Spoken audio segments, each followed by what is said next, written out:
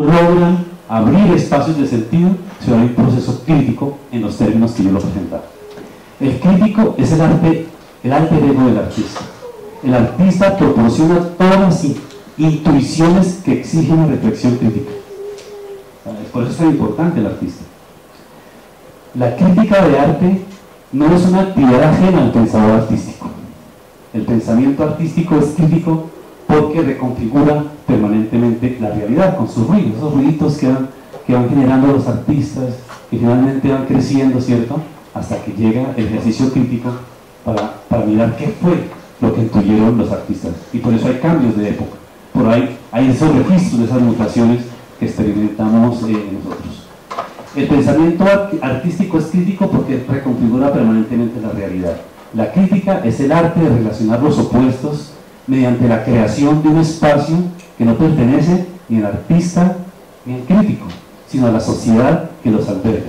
Artista y crítico son los pilares del nosotros que constituye a las sociedades. Entonces, ni artista ni crítico. El crítico tiene el deber, la responsabilidad de crear un espacio, el tercer espacio, que no es el del artista, no el crítico, sino un espacio diferente, que es el en el que está toda la comunidad. Allá se encuentra el artista y el crítico. Y yo ya te mostrar la página, si me colaboras, mostrar la página, sí, y ya para... El número de textos. Sí, los embajadores de Holbein. Beatriz, por favor, si quieres comentarnos algo. Sí, bueno, yo quería, yo no conocía el trabajo de la propuesta de Jorge realmente, no tenía ni idea. La oigo como una posibilidad, entre otras. Pienso que hay otras maneras de acercarse también al tema, y creo que eso se trata de abrir diferentes maneras de ver, de pensar la experiencia de la obra. Yo creo que todos, más allá de los críticos, tenemos la posibilidad de enfrentarla a la obra de arte, y la obra tiene de arte en sí misma. Creo que esa posibilidad es la posibilidad de ser una crítica al mundo contemporáneo, por eso es tan importante. Entonces, pues celebro que se estén dando estos espacios como los que estamos proponiendo Jorge, los que ha manejado Ricardo, Juan Luis, que sea una cantidad de voces que se hablen y para eso. Pero pienso pues que ahí habría también ese espacio para la discusión de qué sería esa experiencia también del arte, ¿no? Y qué sería el mismo arte. No, nosotros lo único, ya volviendo a este tema, porque creo que sería como el primer tema que quedó, y de alguna manera lo vuelvo a recoger, no hablé porque habíamos escogido la carátula es de los embajadores de Holbein.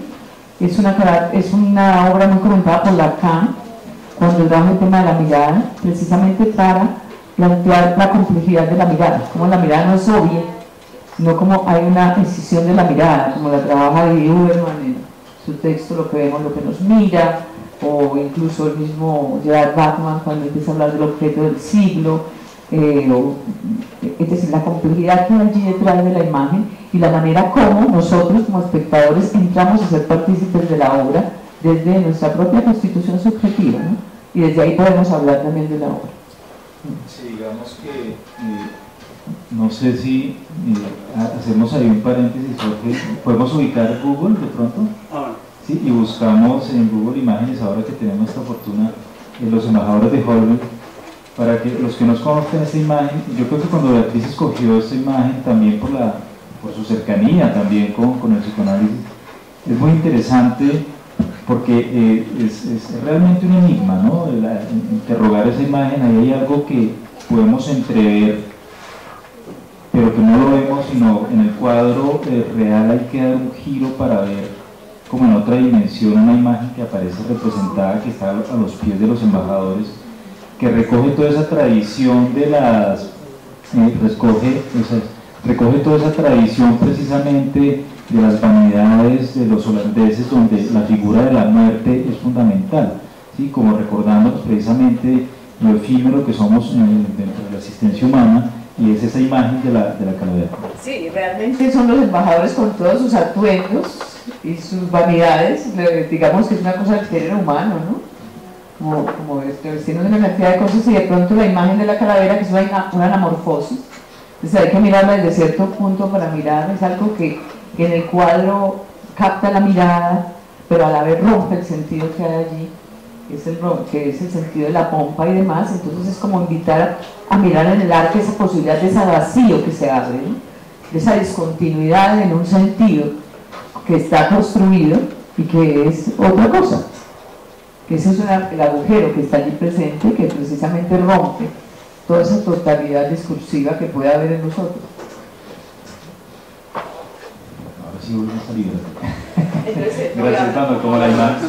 Y lo interesante de este espacio es que el público se toma la palabra. Aquí ya hay una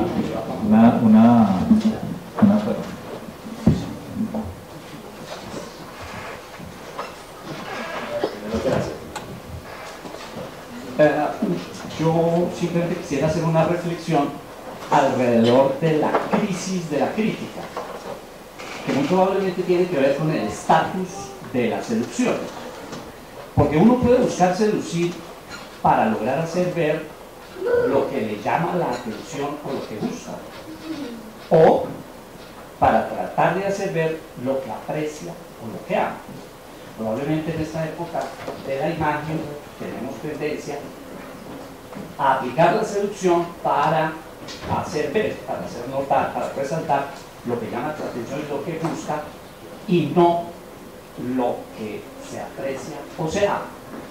Todo esto lo decía porque para Roland Barthes la crítica nace de una voluntad de seducción, de qué hacer para hacer que otros aprecien y amen lo que yo aprecio y amo. Y esto evidentemente incluye uno de los sentimientos más poderosos, y es lo que provoca atracción-repulsión.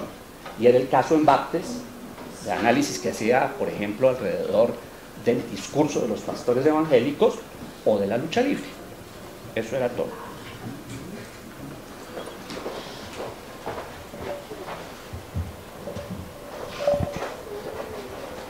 Ignacio, creo que está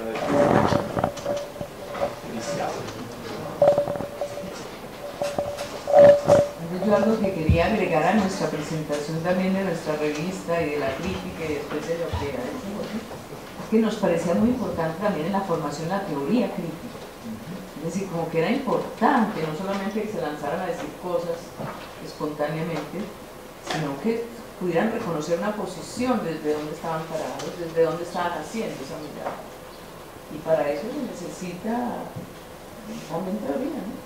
Pues para hacerla con cierta seriedad. Sí, yo diría, con este discurso de la seducción que es muy contemporáneo, que uno podría pensar desde el enfoque, porque es otro enfoque, el que yo he propuesto es el de la hermenéutica, el de Gadamer, la comprensión, y uno, aquí no diríamos que no hablaríamos de seducción, hablaríamos de persuasión, y la persuasión es como la virtud de política por excelencia, ¿no? Lo contrario de la persuasión es la imposición del crítico, es decir, que el moderno, que es el referente, que es la autoridad suprema, ¿cierto? Y ahí no sería eso. Entonces, el ejercicio político, que sería, hay un poco entre la política, ¿cierto? Y es un ejercicio, el ejercicio crítico es un ejercicio de persuasión. En ese sentido es un ejercicio político, porque la persuasión caracteriza la política. Eso es discutible, ¿no es cierto? Para alguien que inspiró muy profundamente toda la teoría de la crítica en Roland Barthes, que fue Marcel Proust, para Marcel Proust la fuerza, la pasión más filosófica que existe es el amor. Cuando uno ama a alguien no trata de seducirlo, no trata de persuadirlo. En los negocios no trata de persuadirlo. Él dice que la seducción es la manifestación más clara de qué se está amando y por qué se está amando. Entonces da un ejemplo. Dice la amistad, comparemos la amistad y el amor. Si un amigo nos incumple una cita, nosotros nos contentamos con cualquier disculpa.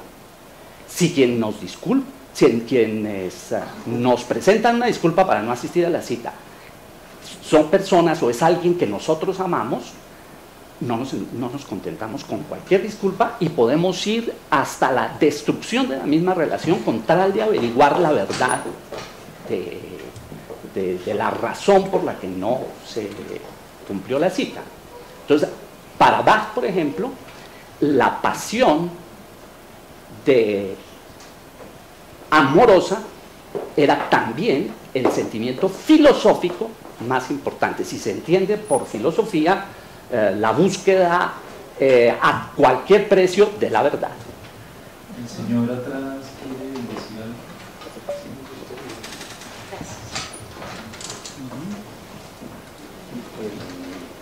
Yo vine a aprender acá y en realidad me llevo todo un aprendizaje.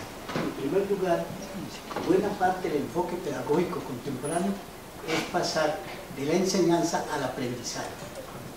Y lo que aquí se vio con la participación de los estudiantes y la maestría es el aprendizaje. Entonces es un punto importante del enfoque de la maestría. Ahora, un punto curioso, cuando Ricardo presenta la primera lámina, el concepto, Jorge. Cuando Jorge presenta el concepto, hay una cuestión importante porque tú lo asimilas al laboratorio. Entonces, no hay que imitar sino transformar.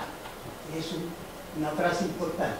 Para culminar en el concepto que ya lo convierte usted en la directriz central, que es la comprensión.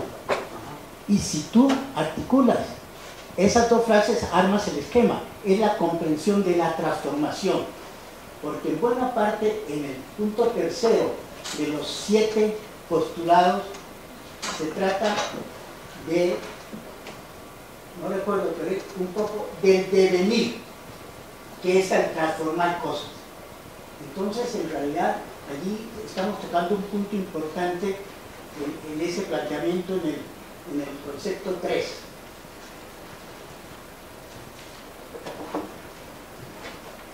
Bueno, entonces ya no recuerdo. Es develar la dinámica de los procesos plásticos. Claro, es justamente la comprensión de la transformación. Eso es lo que hay que agarrar en el sentido de la crítica, en mi opinión. Claro, yo soy un observador externo al manejo filosófico, artístico que ustedes están realizando, pero es la comprensión de la transformación, es el cambio. Y ahora quiero hacer una sugerencia concreta a la maestría, escribiendo allí hay una experiencia que se está dando en este momento en el Valle del Cauca.